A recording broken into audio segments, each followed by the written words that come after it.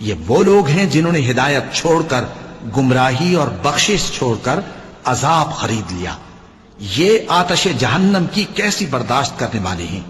یہ اس لیے کہ اللہ نے کتاب سچائی کے ساتھ نازل فرمائی، اور جن لوگوں نے اس کتاب میں اختلاف کیا وہ ضد میں آ کر نیکی سے دور ہو گئے ہیں. نیکی یہی نہیں کہ تم مشرق و مغرب کو قبلہ سمجھ کر ان کی طرف منہ کر لو،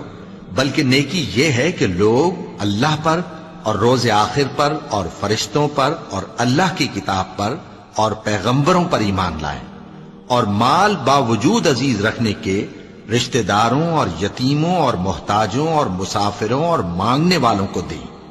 اور گردنوں کے چھڑانے میں خرچ کریں، اور نماز پڑھیں اور زکوٰۃ دیں، اور جب عہد کر لیں تو اس کو پورا کریں، اور سختی اور تکلیف میں اور جنگ کے وقت ثابت قدم رہیں. یہی لوگ ہیں جو ایمان میں